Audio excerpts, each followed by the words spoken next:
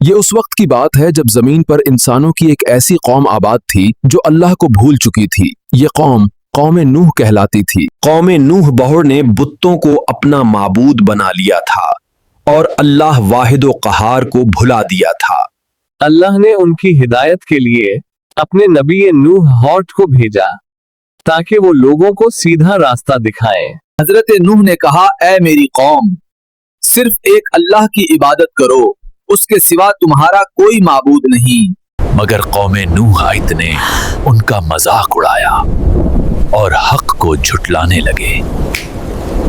حضرت نوح علیہ السلام نے 950 سال تک دن رات اپنی قوم کو سمجھایا، مگر وہ نہ مانے اور صرف 80 لوگ ایمان لائے۔ آخرکار نوح علیہ السلام نے اللہ سے دعا کی، اے پروردگار، میری قوم نے مجھے جھٹلا دیا ہے۔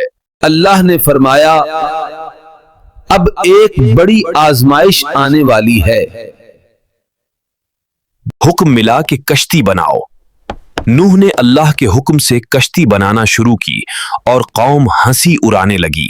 قوم نوح کہنے لگی، دیکھو یہ تو خشکی میں کشتی بنا رہا ہے۔ قوم کے سردار کہنے لگے، یہ شخص ہمارے بزرگوں کے دین کو چھوڑنے پر مجبور کر رہا ہے۔ حضرت نوح نے فرمایا، میں تمہیں صرف اللہ کا پیغام پہنچا رہا ہوں۔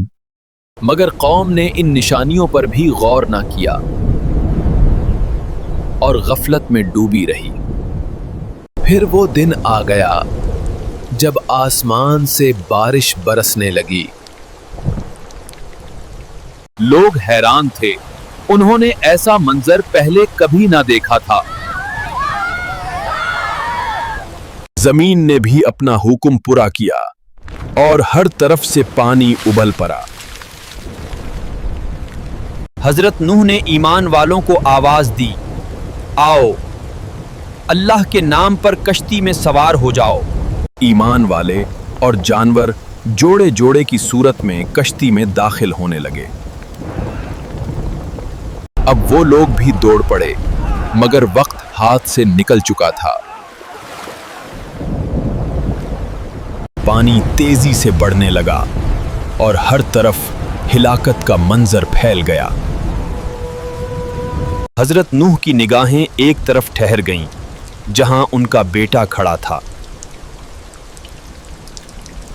وہ بیٹا غرور سے بولا، میں پہاڑ پر چڑھ جاؤں گا، یہ مجھے بچا لے گا۔ حضرت نوح نے پکار کر کہا، آج اللہ کے عذاب سے کوئی نہیں بچا سکتا۔ اچانک ایک بڑی موج آئی اور باپ بیٹے کے درمیان حائل ہو گئی۔ یوں نافرمان بیٹا بھی غرق ہو گیا اور اللہ کا فیصلہ پورا ہو گیا۔ ایک کشتی میں موجود ایمان والے خاموشی سے اللہ پر بھروسہ کیے بیٹھے تھے۔ کشتی موجوں پر تیر رہی تھی مگر اللہ کی حفاظت میں تھی۔ پھر وہ وقت آیا جب طوفان آہستہ آہستہ تھمنے لگا۔ اللہ کے حکم سے پانی اترنے لگا اور تباہی کے آثار نمایاں ہونے لگے۔ زمین دوبارہ ظاہر ہونے لگی، مگر وہ زمین اب پہلے جیسی نہ رہی تھی۔ قوم نوح کا غرور مٹی اور کیچڑ میں دفن ہو چکا تھا۔ پھر اللہ نے حکم دیا اور کشتی ایک پہاڑ کی طرف بڑھنے لگی۔ بلاخر کشتی کوہ جودی پر ٹھہر گئی اور ایمان والوں کے دل شکر اور سکون سے بھر گئے۔ اور حضرت نوح نے اپنے رب کا شکر ادا کیا جس نے اہل ایمان کو نجات دی۔ پھر وہ لمحہ آیا جب اللہ کے حکم سے کشتی کا دروازہ کھولا گیا۔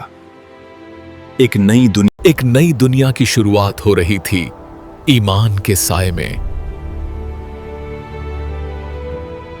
اللہ نے انسانوں کو ایک اور موقع دیا مگر عبرت کے ساتھ۔ حضرت نوح نے ایمان والوں کو جمع کیا और उन्हें अल्लाह की इताअत की नसीहत की। वो लोग जिन माबूदों पर लोग भरोसा करते थे वो आज मट्टी में मिल चुके थे।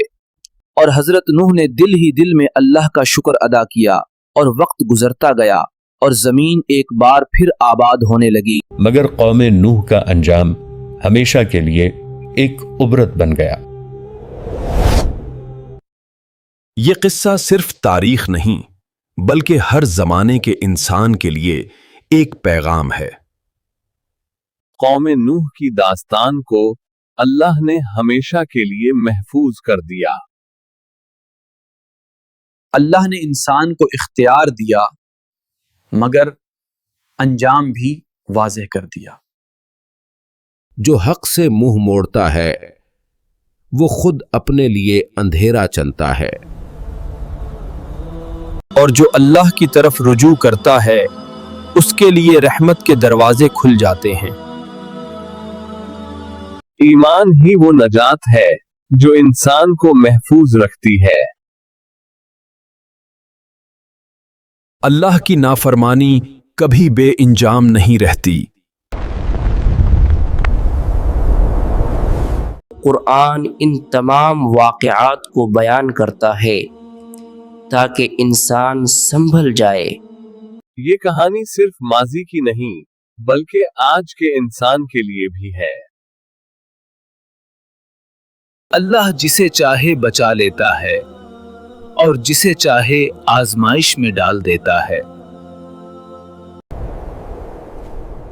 इंसान के सामने हमेशा दो रास्ते होते हैं, एक निजात का और एक हलाकत का। अक्लमंद वो है जो अल्लाह की बात सुन ले उससे पहले कि बहुत देर हो जाए। अल्लाह के सामने झुक जाना ही असल कामयाबी है।